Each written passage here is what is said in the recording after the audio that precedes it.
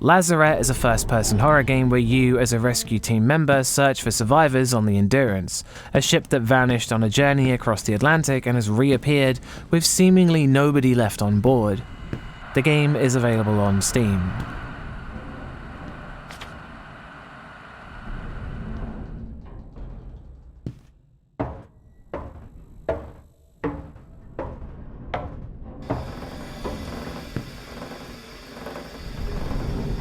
Atmosphere.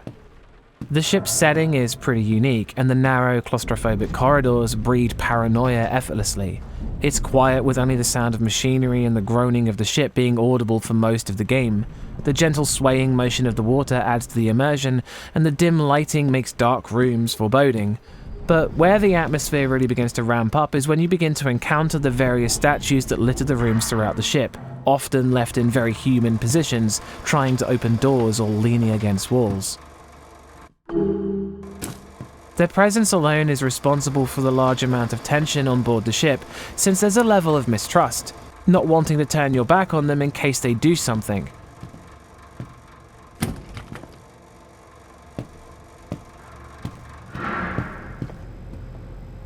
You also end up finding several ominous diary entries that tell you about things in areas to come, and this greatly increases the apprehension and dread in any area they talk about. But this is really it.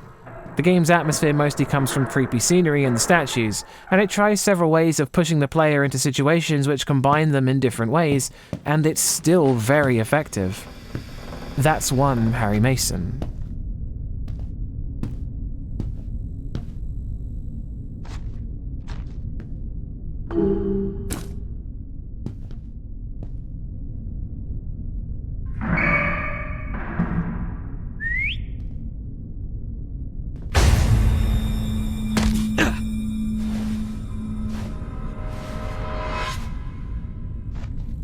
Scares. On the subtle level, there's several auditory things you can experience, like the sound of banging making it seem like something is nearby, as well as more generic albeit effective scripted events and jump scares where something will move on its own or come out of a locker, a shadow moves away from the light. Despite being generic, the atmosphere is so good that this worked majority of the time, even if all it did was creep out the player further. There's a primary antagonist, but they were easy to avoid, with them losing you after just a few seconds of following you. Their appearance allowed them to still seem threatening from what little you see of them, but their lack of overall presence made them forgettable.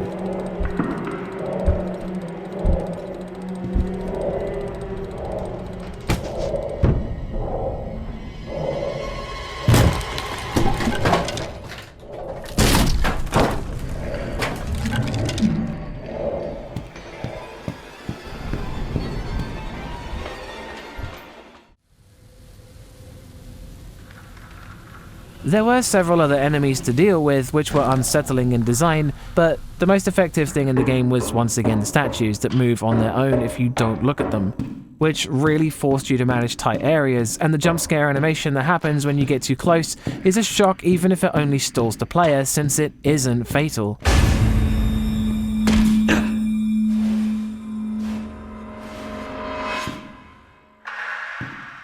One of the creepier elements is a lesser used mechanic where the game tells you to whistle to the statues, which is incredibly unsettling since the statues sometimes whistle back. But this had some functionality problems as very few of the ones that moved also whistle, so its practical purpose beyond being creepy is a bit confusing.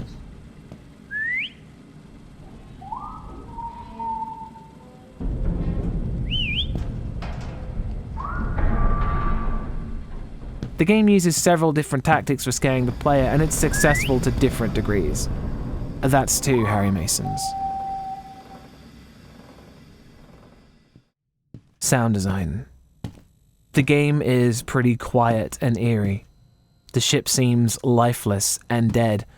There's not much in the way of soundtrack, with some unnerving incidental pieces that play for a few seconds, mostly strings and synths, being all there really is, and the rest of the game relies on sound effects and ambience alone. The sound of things moving in another room, the hiss of steam pipes, the groaning of metal. In some areas there's an audible hum like infrasound that makes those places feel like something is going to happen in them. There's dialogue, but it's mostly done through text, and whilst there's a brief bit of voice acting, it almost seems deliberately obscured by radio static to the point where you can't tell what anyone is saying. The game's reverb does a great job bringing the concrete and metallic environments alive through their sound space, and the directional audio works really well for when a statue's footsteps creep up behind you, being accurate enough to know which way to turn. Though the sound design doesn't consist of many things, it all works together to make Lazaret a really eerie game. That's 3 Harry Masons.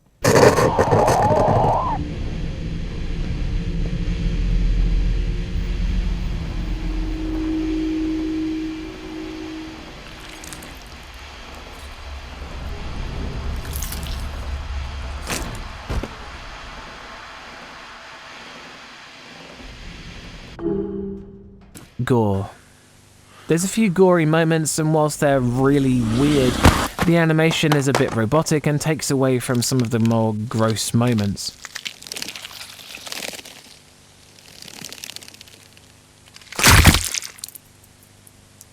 Other than that, there's several corpses and blood left in areas where crew members have met their end, but in tune with the story, there's not many of them around. The gore is appropriate and works pretty well to add to the game. That's 4 Harry Masons.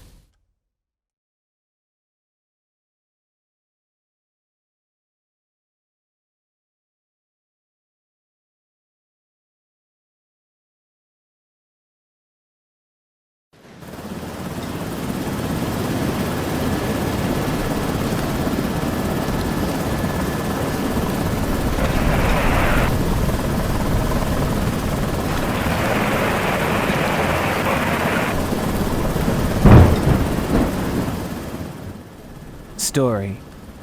The game opens with some text saying that the MTS Endurance disappeared on a voyage across the Atlantic Ocean, and as a member of the rescue team, you're to investigate the distress signal coming from the ship, since it's mysteriously reappeared. The story is drip-fed in pieces through notes and diary entries, with the mystery of what happened on the Endurance making the early game the most tantalizing. As time goes on, the diary entries almost fill in the gaps about what's happened on board, but how the cause of the events came about seemed to elude me. The game drip feeds the story so slowly that it's still trying to explain what happened right up until the end of the game. The mid-game was very slow, with it seeming padded a lot. During that time, the story faded into the background and was rarely acknowledged. The game also had a few frustrating moments when you can finally contact the chopper you arrived on, and the player character doesn't mention any of the things that have been transpiring on board. And the game ended without much resolution. It started so intriguingly but left a lot to be desired, making the final score 4 out of 5 Harry Masons. I really enjoyed this one. The ship was very eerie, and whilst there were a few moments of exhaustion during the mid-game, it was still a brilliantly creepy adventure that does quite a lot with very little. Again, I'd like to remind you the whole thing is down to my opinion on horror games. If you don't share this opinion, then that's cool, I get it. I'd like to point out that whilst I got the hell off the ship, I didn't get too close to the statues, and I'd advise you don't either. There will be more horror reviews in the pipeline, and thanks for watching. Always go check out Bumps in the middle of the night. Peace.